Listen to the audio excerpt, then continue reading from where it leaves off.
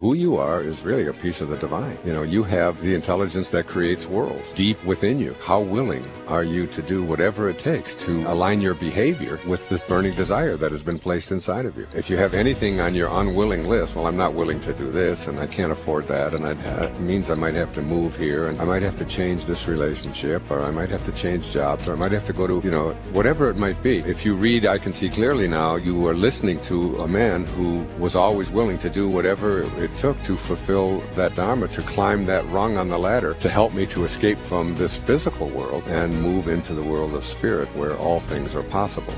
Wayne Dyer was an icon in self-development and spiritual growth. He wrote over 40 books, including an astonishing 21 New York Times bestsellers. His childhood was spent in orphanages and foster homes, but he'd go on to inspire millions and become known as the father of motivation. In this exclusive radio show provided by our partners at Hay House, Wayne Dyer explains how to find real love, reinforce positivity in your life, and manifest your dreams. And if you want even more great Hay House content, check out their YouTube channel. We've linked it up down in the description below. Dr. Wayne Dyer joining us in Maui. Dr. Dyer, it's great to chat with you. Thank you. It's good to be here. So my brother sent me, just before we take calls, I just want to read this. He sent me something that he was writing. My brother's a veteran, and he was in Vietnam. One day, a teacher asked her students to list the names of the other students in the room on 2 sheets of paper, leaving a space between each name. Then she told them to think of the nicest thing that they could say about each and every one of their classmates and to write it down. It took the remainder of the class period to finish their assignment, and as the students left the room, each one handed in the papers. That Saturday, the teacher wrote down the names of each student on a separate sheet of paper and listed what everyone else had said about that individual. On Monday, she gave each student his or her list. The entire class was smiling. Really, she heard whispered, "I never knew I meant so much to anyone, and I didn't know others liked me so much," were most of the comments. No one ever mentioned those papers in class again. She never knew if they discussed them after class or with their parents, but it didn't matter.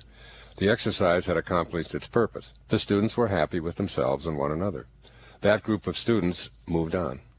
Several years later, one of the students was killed in Vietnam, and his teacher attended the funeral of that special student. She had never seen a serviceman in a military coffin before. He looked so handsome, so mature. The church was packed with his friends. One by one, those who loved him took a last walk by the coffin. The teacher was the last one to bless the coffin. As she stood there, one of the soldiers, who acted as a pallbearer, came up to her. "Were you Mark's math teacher?" he asked. She nodded yes. Then he said, "Mark talked about you a lot." After the funeral, most of Mark's former classmates went together for a luncheon. Mark's mother and father were there, obviously waiting to speak with the teacher. "We want to show you something," his father said, taking a wallet out of his pocket. "They found this on Mark when he was killed. We thought you might recognize it." Opening the billfold, he carefully removed 2 worn pieces of notebook paper that had obviously been taped, folded, and refolded many times. The teacher knew without looking that the papers were the ones on which she had listed all the things each of Mark's classmates had said about him. "Thank you so much for doing that," Mark's mother said. As you can see, Mark treasured it. All of Mark's former classmates started to gather around. Charlie smiled rather sheepishly and said, "I still have my list. It's in the top drawer of my desk at home." Chuck's wife said, "Chuck asked me to put this in our wedding album." "I have mine too," Marilyn said. "It's in my diary." Then Vicky, another classmate, reached into her pocketbook, took out her wallet, and showed her worn and frazzled list to the group. "I carry this with me at all times," Vicky said. And without batting an eyelash, she continued, "I think we all saved our lists." That's when the teacher finally sat down and cried. She cried for Mark and for all his friends that would never see him again. The density of people in society is so thick that we forget that life will end one day, and we don't know when that day will be. So please tell the people you love and care for that they are special and important. Tell them before it's too late. Yeah, I just thought that was such a beautiful message. Wow, that is and beautiful. What a wonderful thing to do in a classroom, because I remember years ago I came across some research in some of my reading, and I jotted it down, and I used this in a lot of my earlier talks, that there's a tribe in the northern part of South Africa where whenever anybody in the tribe gets out of line, misbehaves, starts acting crazy, does things that are inappropriate, whatever it might be, gets angry, lashes out at people, whatever, that everybody in the tribe would gather around, and they would put the person in the middle of the circle. And everybody in the circle and everybody in the tribe would go around and say to this recalcitrant, troublemaking person sitting in the center what they liked about him, what they loved about him. And rather than all of them pointing out all the things they didn't like and the things that were wrong, they just consistently would tell them how wonderful they are, how much they were treasured, what they liked about them, and so on. And that would end the problem. And they had almost no disciplinary problems in this particular tribe because the focus was always on looking at what you like, looking at what's positive, instead of continuously looking out from behind your eyeballs and seeing people the way you think they should be, or seeing, and expecting the world to be different than it really is. And sending love and appreciation to people. That story, I don't know if it's a true story or if it's apocryphal. My brother sent it to me, but I think it's got a lot of implications. And you school teachers out there who might be listening, what a wonderful idea to do in a classroom, especially in a classroom where everybody knows each other, to let them hear the things that people don't say enough about how much they're loved and how much they're treasured and so on. I love and I that learned story. this lesson. Yeah, I learned this lesson personally years ago with one of my children who was having some issues with prescription drugs. And what I did, I don't know how long ago this was, 20-some years ago, I called a family meeting, and I had everybody in the family tell this person, one of my children, how upset it made them to see her behaving in these ways, and the impact that it had on them, and the impact that it had on mom and on dad and on the family and so on. And each person, as they would go around, would be saying, negative things to this person and just reinforcing perhaps the reasons why these prescription drugs were being used in the first place. And it was a very important lesson for me to learn that if I were to do that over, and I did do it over later, is to put that same person in the room, and instead of having everybody point out what you don't like and what's wrong and what's missing and how you're hurting everybody else and so on, but instead to say to that person, have each person talk about all the things about them that they love, the things that they treasure, that they remember about them. So that came out of my own learning experience, and I just thought I wanted to share that here this morning, because so often, so many of the calls that we take here on the radio show are a reflection of the one thing that I think everybody out there wants. Everybody wants to know that they are loved. And, that story about him carrying that around with him for his whole life, it's like whenever he would have any doubts about that, he would open that little piece of paper that he carried and be reminded about how valuable he is, how loved he is, how terrific he is. We all need to know that. And I think if we did that, not only could we change the consciousness in our families, but we could change it in our communities, in our country, which God knows needs a lot of bringing together. We become the divided states of America instead of the United States of America. And the same thing globally and in the world, because with what's going on in Gaza today and what's, with planes being shot down out of the air, and we've got to look within and find, in our neighbors and in our people, especially the ones that annoy us, what about them that we love rather than what about them that we hate. It's a good way to focus in our life. As I say in my stationery, a good lesson. Loving people live in a loving world, and hostile people live in a hostile world. And it's the same world. It's the same world. Just decide what kind of person you're going to be. St. John of the Cross, who was a 16th century Spanish mystic and a saint in the Catholic Church, was the person who really coined the term the dark night of the soul. Said that he had one quote that I've always remembered. He said, "Where there is no love, put love, and you will find love." And I think that really speaks to compassion. And if you really want to find love, just look where there is no love, particularly, in some of the kinds of things that are going on in the world today, and put love there, and then you will find love. And in your daily relationships with each other, it's a good lesson. Just put some love there, and guess what? That's exactly what you'll see coming back to you. And that was St. John of the Cross? Yeah, St. John of the Cross. Yeah, he was a Spanish mystic. He spent a lot of his years in prison. I read a whole biography of him not too long ago. Yeah, beautiful man, like a monk. Yeah. I love that ancient Okay. wisdom. Yes. It's pretty Ready- modern, too. Yeah, and it still fits. Right. So you ready to share with some people I am. here? Let's see who's Some points out all there. over? Who would like to talk to me this morning? Well, this is a cool name, so I'd like to start with her, Leilani. Okay. Leilani in Leilani. Denver on That's a line very 1. common name here in Maui. Is it? Yeah, and there's a restaurant about 700 yards from where I live called Leilani's here on Maui. So you hear a lot of Hawaiian people, but I'll bet you this lady has some Hawaiian background. Are you Leilani? Welcome to the show. Are you from Hawaii? Aloha. No, I was not born in Hawaii, but I spent some time on the Big Island. Ah, well, I'm a welcome. little nervous, Dr. Dyer. Thank you. I woke up this morning and then I said, I'm going to talk to Dr. Dyer today, and it's happening. And it's happening. Good for you. It's because of that name of yours, that Leilani. How did you get that name? How come your mom named you Leilani? It means heavenly flower, and they like this song called Sweet Leilani. Oh, yeah. Yeah, there you go.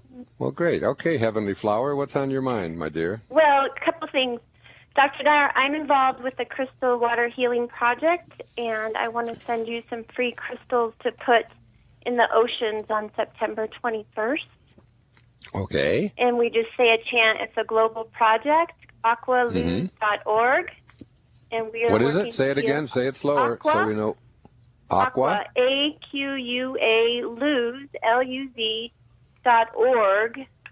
We're having a global water healing event on September 21st, and we're passing around crystals around the globe. And you infuse the crystal with your light and love and place it in the water. I love that. What a nice idea. Okay. And You can I send called those you to me. because I had the merit to hear you at I Can Do It in Denver, and that event changed my life.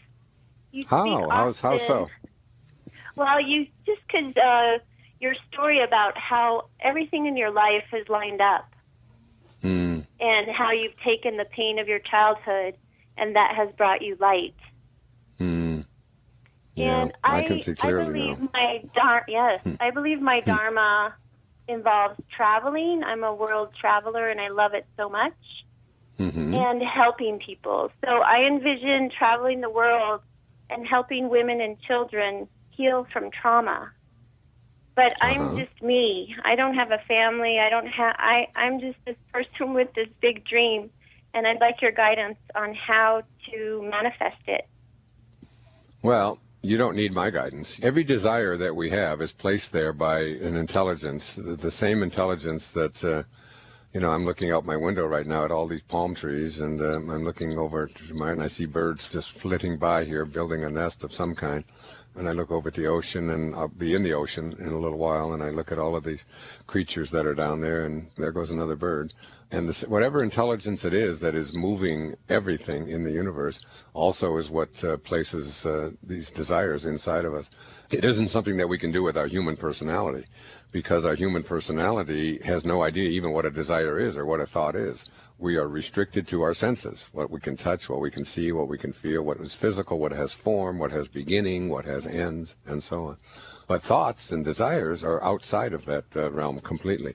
You can't get a hold of a thought. How many thoughts can you put in a quart bottle? It's infinite.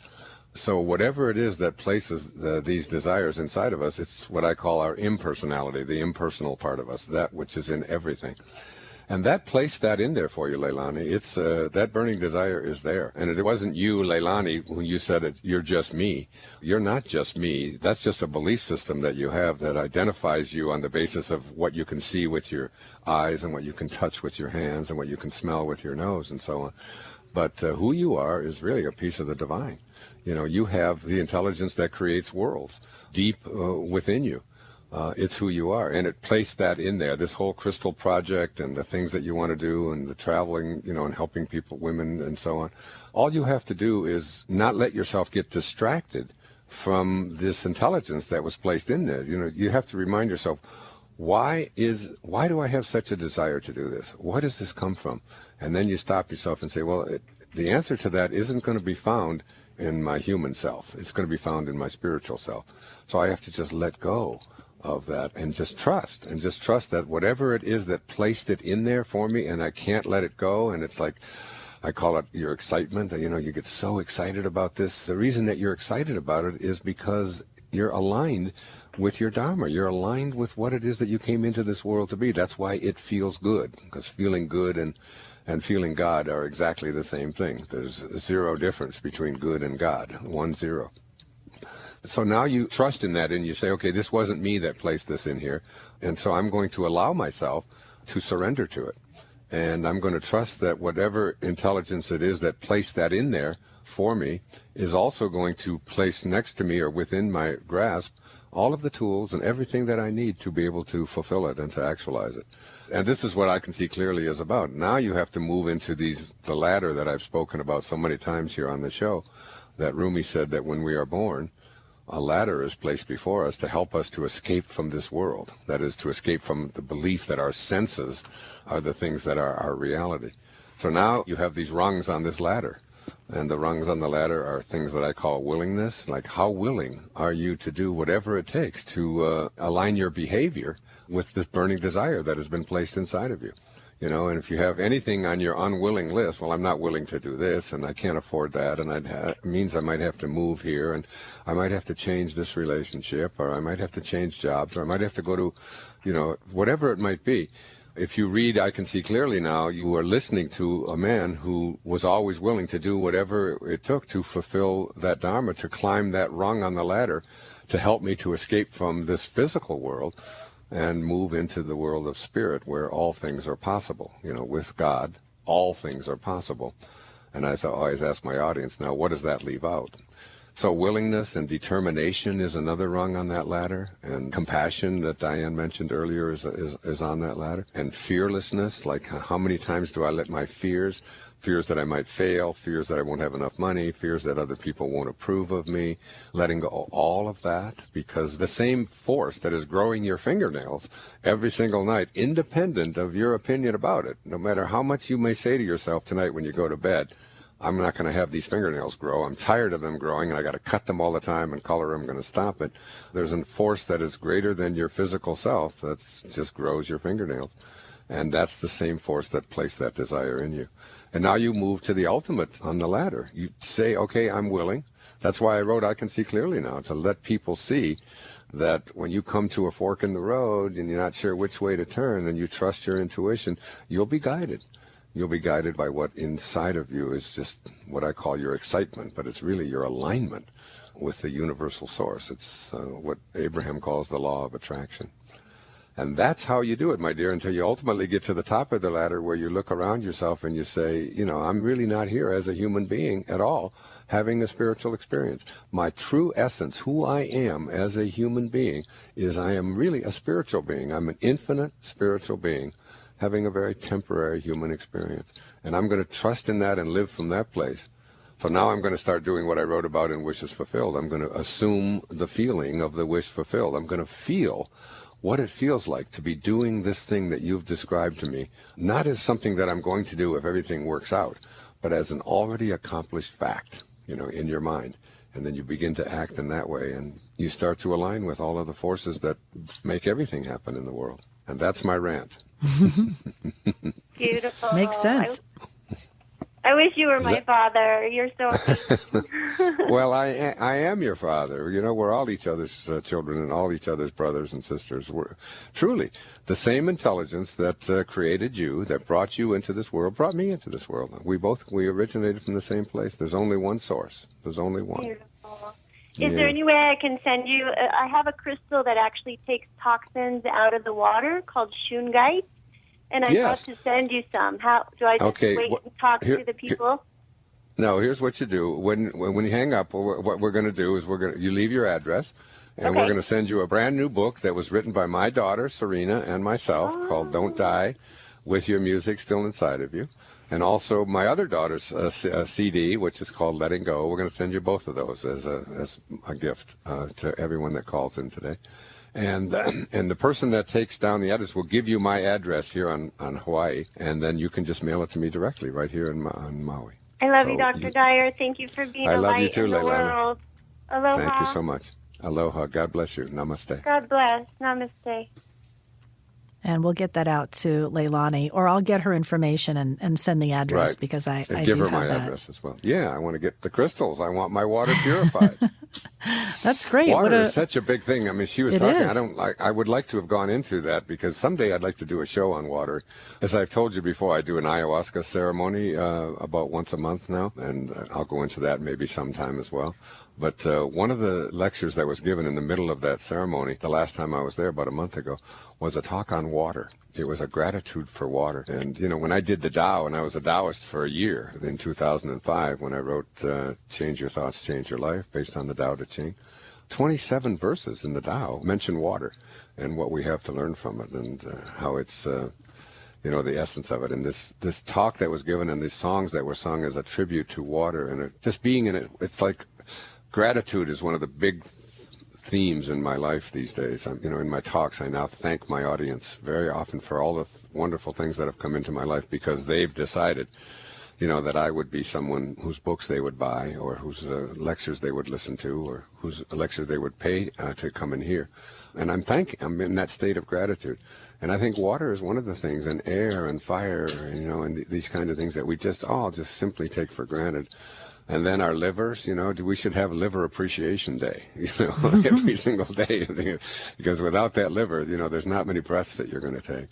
And water is one of the things that I feel very strongly about, that it's being contaminated in our world. Well, it's certainly an important issue around the world, and something, you're right, we do take it for granted, here in the States. We're a little more aware, I think, in Southern California, because we're drying up here and we have no water. And then on the East Coast, we're in floods. And I've often given this metaphor. I don't know if I've done it on the radio show or not, but I will, since it's come up. It's like a balance. We're just out of balance. And consciousness, we know that our consciousness impacts everything in our environment. I was looking at some studies of the impact that our thoughts have on plants.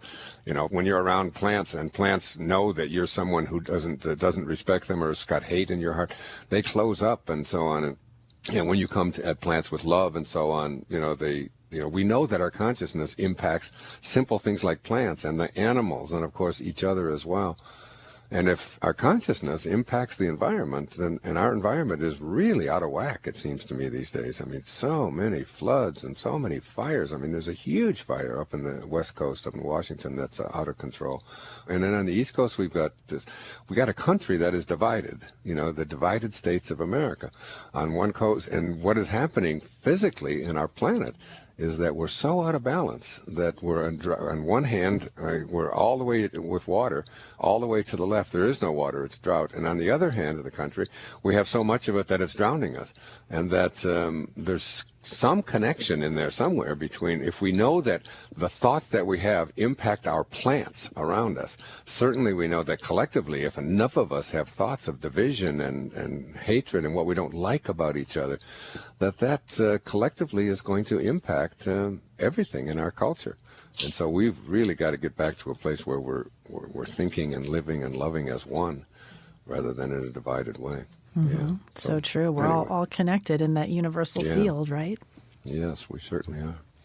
So all right, where should we go next? That was a long rant this morning. That was my coffee. But it's good when you get on a roll. It's always something good.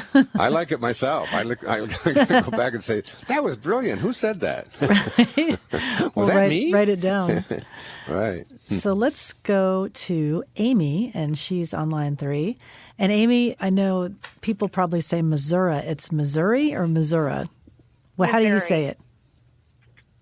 I say Missouri. Okay. It's the show me state. It's the show me state. It is the show me state. Right. Dr. Dyer, I have to say thank you for taking my call. Listening to you, I'm not even sure why I called, except for to say, first of all, the story you shared about the teacher. Yeah, isn't that great? My third grade teacher did that.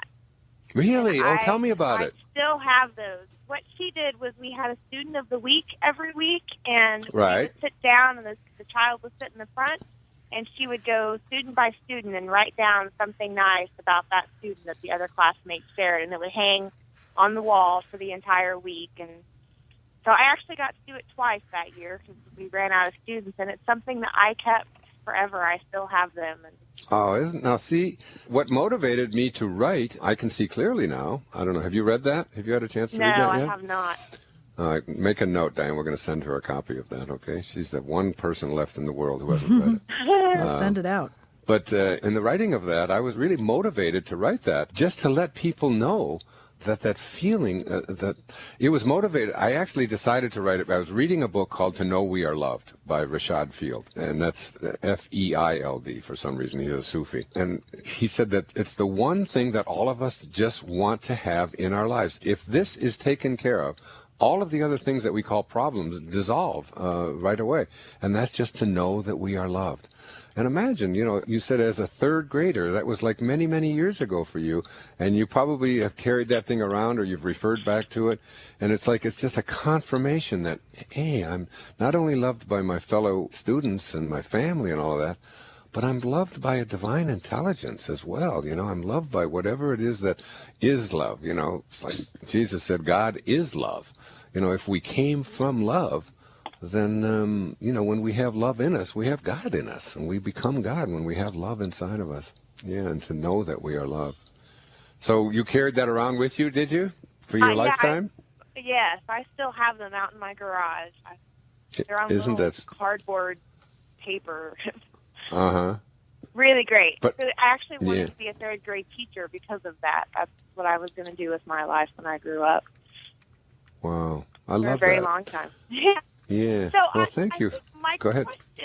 My question really was, I'm at kind of a unique place in my life. I've spent a lot of time trying to energetically clear blocks from my path, and I've wanted to do a documentary for about 21 years now, and recently have been offered the opportunity to do that, but I find that as I'm supposed to be working on the storyboard and things, that I get stuck and just don't do it. And I want to do it. I'm very excited about it, and I just don't know what old patterns are coming up for me and how I can figure out what they are so that I can clear them and not lose out on this opportunity that I really want. Okay, so the biggest blockage that you have, you've already demonstrated in your question, and that is, seriously, I mean, I'm not being critical, it's that, you can never accomplish anything unless you can first expect it of yourself. So the question I would have for you, Amy, would be, what do you expect from yourself? Now you want to do a documentary, and you know that there are going to be obstacles, and they're going to be different. There's going to be, this is going to come up, and that's going to come up, and that isn't, But have you already seen the finished product? See, when I start to write a book, for example, I'm already in the process of that. I want to share a little bit about what's happening with me in that in a future show right now, because it's just been overwhelming. I already have the completed book, a picture of it in front of me that I look at every single day. And so that'd be the first thing I would recommend, is seeing it already completed and fulfilled. If it's going to be a DVD or whatever it's going to be, however you're going to create it, get the packaging for it, even if it's going to change. See it, look at it, so that every time you look at it, you've already assumed the feeling that is emotionally inside of you, because emotions are what move this creative process, your feelings. And if you're feeling, just like what it feels like to know that you've accomplished this, if you could get that feeling now in this moment, and then what you do is you align with the universal source, the divine mind that allows everything to take place. You're aligned with it because that universal source always says yes. And so the funding will start to show up, the right people will start to show up. This is how this whole process works. It's getting past the doubt. I think the very first obstacle to higher consciousness is, I used to call it banishing the doubt. Shakespeare said, our doubts are our traitors. You said, I'm afraid old patterns are going to show up. That's a doubt, Instead of your mind saying, there's nothing in my past that will do anything to prevent me from fulfilling this vision that I've already seen as an accomplished fact. There is nothing that I have ever experienced that will ever allow me to interfere with it. So you're starting from a place of banishing the doubt, and then you shut down that inner dialogue. That's another obstacle to higher consciousness, is this constant inner kind of thing about this isn't going to work out, and what if it doesn't, and what if I don't, and all of the what ifs and the maybes and the hurts and the fears and so on. All of that stuff just gets rolled in there. Meantime, Maslow used to say to us that a self-actualized person is someone who never places into their imagination anything that they do not want to manifest into their real life. So they would never put a thought into them about, I'd like to do this, I'd like to really accomplish this, and I know this is something that I'm really born to do. It's a burning desire that's been placed in there by me. But, and then here comes all of the stuff that is going to interfere with you. And so that inner dialogue is a constant kind of, this is, it's based on feeling that you don't have the ability or the desire or that you're not smart enough or that you're, whatever it might be. And all of that stuff. Whereas a self-actualized person already sees it as an accomplished fact, and just like any obstacle that shows up, they just see that as just something to get around or to, you're even grateful for those obstacles because, it's often been said that every advance that we make towards a higher spiritual place in our life is almost always preceded by a fall of some kind or another. So that all of the things that most people call obstacles and so on, to a self-actualized person, this is just another stepping stone in order to allow myself to get to this place that I've already been in my imagination. Because, Amy, the greatest gift that you were ever given from the moment that you were conceived is the gift of your imagination. You can place anything in there that you want to have in there. And there is nothing that anyone can do to take it away from you. And that everything, William Blake said that everything that now exists was once imagined. So I used to tell my kids that, crazy sentences like this, that the law of flotation was not discovered by the contemplation of the sinking of things. When the Wright brothers went, down to Kitty Hawk, they weren't contemplating the staying on the ground of things. They were contemplating the getting off the ground of things, and they wouldn't have any other thoughts into their consciousness. And that's why we have airplanes, because somebody, had that vision that was so strong inside of them that they would never allow the opposite, that is, that this isn't going to work out. I used to use that example of Thomas Edison when he was trying to invent the electric filament for the light bulb. And someone said to him, how does someone as famous as you, who's tried 25,000 different combinations, feel about failing 25,000 times? And his answer was classic. He said, I don't know what you're talking about, failure. He said, today I know 25,000 ways not to make a battery. That's what it was, a battery. So anyway, yeah, that's... I just heard my answer so clearly in that I am thinking about what's preventing me from doing it and not doing it. Exactly. That's exactly. And you become what you think about all day long.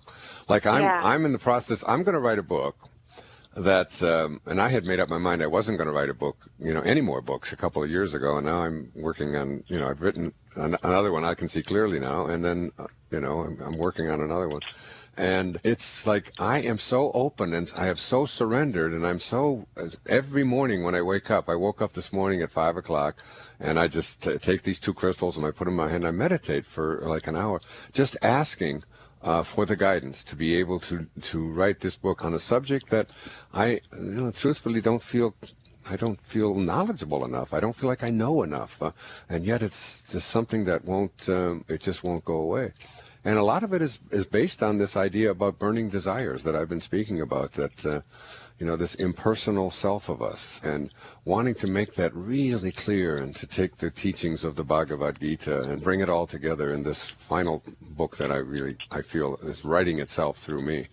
But I never, ever allow the thought that I can't do it. I just say to myself, whatever I need will be there at the time that I need it. And I'm coming from a complete and total place of knowing that this is something that I have to fulfill before I leave this earth. That's where you have to get to, my love. That's where you have to get to. And I'm going to send you, I Can See Clearly Now, and I'm going to send you Don't Die With Your Music Still in You with Serena Dyer, which is a wonderful book about what it was like to be raised around crazy people like me. And my daughter Sky singing, Letting Go, singing the beautiful song that I danced with Serena to at her wedding on the 1st of July, 3 weeks ago. She's already the long-term marriage, Diane. 3 weeks, they're still together. It's going great. And my daughter Sky sang that beautiful song. The photos on Facebook with her are beautiful. Oh, you saw that? Oh, yes, of course. Yeah. I know. I posted that because I wanted everybody to see what a beautiful bride and what a beautiful day. It was truly one of the happiest days of my life. Yes, so. They are beautiful. And I have a bag that I purchased from one of your daughters that an I Can Do It. Oh, sure, Tracy, my daughter Tracy, an urban junket. Yeah, if you ever want to know about those, she makes them out of recycled plastic water bottles. I mean, they're so beautiful. Yeah, Well, thank you, mine. Amy. Thank Where in you. Missouri? Thank Where are you from? Where in Missouri? Nixa, Missouri. I actually work in Branson, Missouri, but Ah. 30 minutes away. So. Yeah, that's the home of Harry Truman. Independence, Missouri. Yes. Yeah. Well, thank you, my dear. Very much. You're very welcome. Leave your address. God bless you. Thanks for a nice call. Thank you. That's great advice, too. A lot of people struggle with that. I'm sure that's going to help. With what? With just getting in their own way, some self-sabotage and those negative thought patterns. I was swimming in a pool up in Minneapolis when I was visiting Tracy, and there was a slogan written on the wall for the swimming team. And every time I would go in one direction, I would look up, and I had my head turned that way. I would read this slogan, and I read it I swam that day for a full hour. And so I must have read it, 100 times, and it said, if you want to create something in your life, you must first be able to expect it of yourself, and I would think about that as I was swimming. I'd think, it's really just about what are my expectations for me.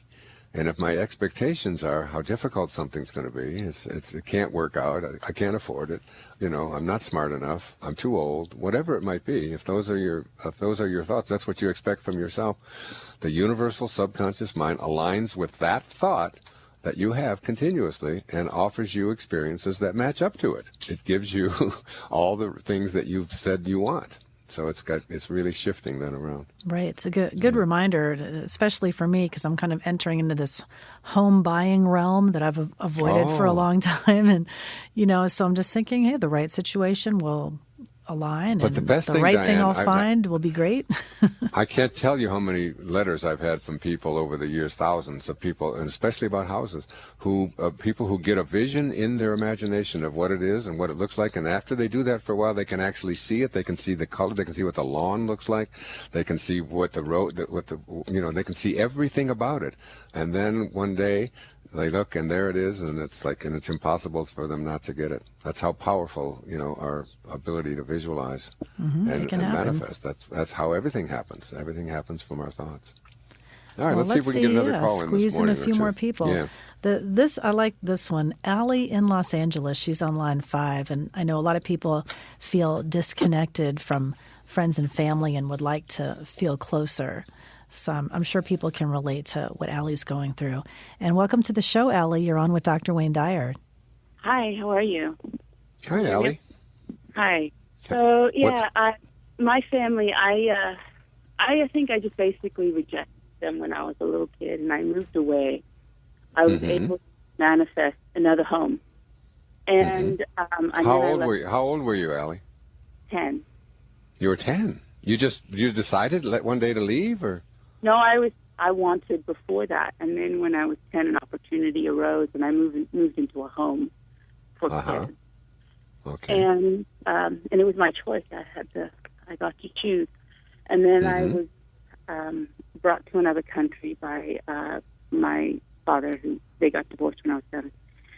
I guess America. I was brought to America, and I'm now ready, I think, to reconnect, but I've noticed that even with my present family, I have some closeness, but there's still a part of me, like I can be vulnerable with myself, I can be vulnerable with a stranger, but I don't really feel safe.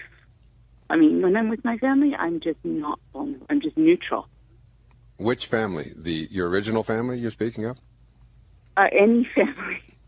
My current and my, Well, when you say current, what is your current family? Is it kids and my husband? It's your husband and children? Yes. Okay, and then now this family that you would like to reconnect to, who does that consist of? Sister, brother, mother, my father who's in New York. Yeah, that's that. Okay. So, and have you been estranged from them for all these years? Yes.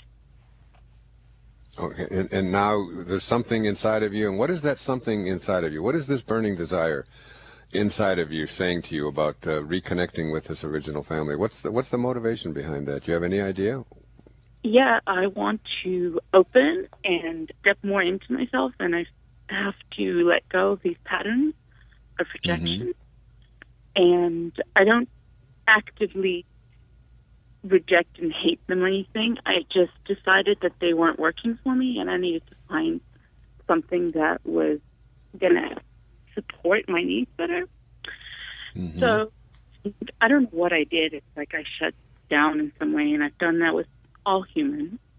And that's shifting inside of me, but I'm still, even people want to get close to me, and I'm just neutral. I don't know. Yeah. Have you listened to the whole show? Were you on at the beginning of the show? When I read that little piece about the school teacher and the children in the third grade? I wouldn't have trusted what anybody had said. That I don't believe that they would have said something that nice. It would have been just polite. That would have been a story. I can change that now. I can think of and purposely, but that was. Let me ask you this: do you believe in God, or like some kind of divine presence that allows things to come into the world? It doesn't matter what we call it, but that there is some kind of. And do you believe that whatever that God is, whatever, do you believe that it's loving?